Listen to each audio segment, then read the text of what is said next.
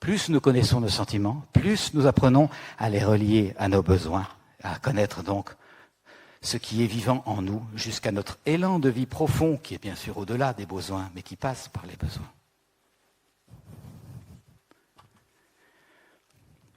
Et quand je dis besoin, en conscience non violente, on parle de besoins au sens de valeurs humaines, partage, écoute, entraide, compréhension, liberté, espace.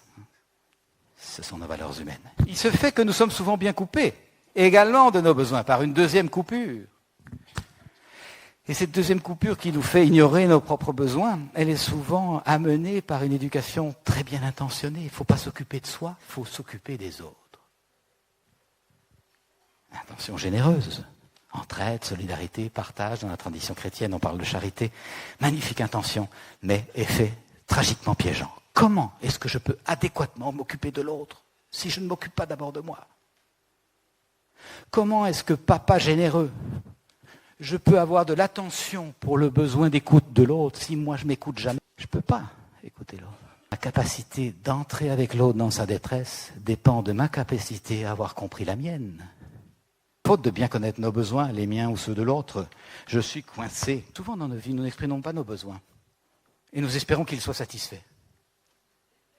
Si tu m'aimais, tu me comprendrais. Ça irait mieux quand même en le disant. Ça va sans dire. Oui, mais ça va quand même mieux en le disant. Je vous invite à voir comme nous sommes souvent très exigeants d'être complètement compris alors que nous-mêmes nous ne nous comprenons pas bien. Par rapport aux besoins ici, je pense à un couple qui vient en consultation. Et dans ce couple, c'est madame, mais rassurez-vous, madame, ça pourrait très bien être monsieur, ça s'interchange vraiment. C'est madame qui dit, je viens vous voir parce qu'il ne comprend rien à mes besoins. Je l'ai pris de s'asseoir et je dis, madame, pourriez-vous nous dire à votre mari et moi un besoin que vous aimeriez bien qu'il comprenne? Ah non, c'est mon mari tout de même.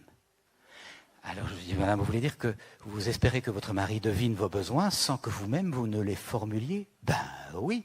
Ça fait 35 ans qu'on est mariés, et c'est mon mari tout de même, il devrait. Hein. S'il m'aimait, il me comprendrait.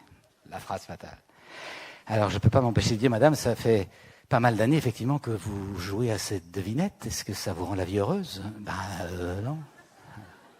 Est-ce que ce ne serait pas plus facile de nommer vos besoins à monsieur, en sorte que monsieur puisse dire oui ou non? Ben j'ai pas de besoin, me dit-elle. Ah ben moi. Si vous pensez que j'étais éduqué dans l'idée que j'avais des besoins, mes parents avaient une ferme, 6 enfants, ils avaient autre chose à faire. On comprend de nouveau l'enclenchement du piège. Voilà quelqu'un qui n'a pas eu le modèle de quelqu'un qui se ressource, qui comprend, qui discerne et qui fait des demandes claires. Mais voilà où on en est dans la violence subtile ordinaire. Madame attend de monsieur qu'il fasse tout le chemin vers elle.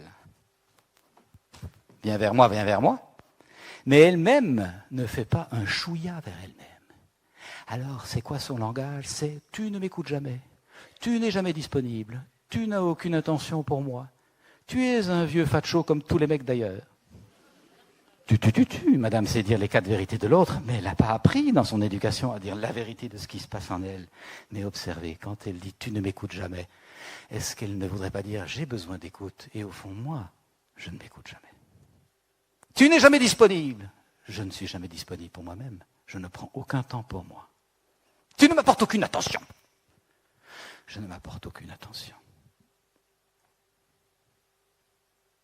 Est-ce que c'est pas là l'enjeu véritable? Alors forcément, le monsieur, il est là en face.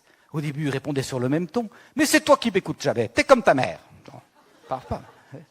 Ça, on fait depuis des millénaires. Et à un certain moment, il en a eu marre des reproches et des critiques. Qu'est-ce qu'il fait, monsieur? Il tire le volet de sa boutique. Il n'y a plus d'abonnés au numéro que vous avez composé. Il est dans le silence et c'est pour ça que madame vient. Il en a marre. Ça fait 10 ans qu'il est dans le silence.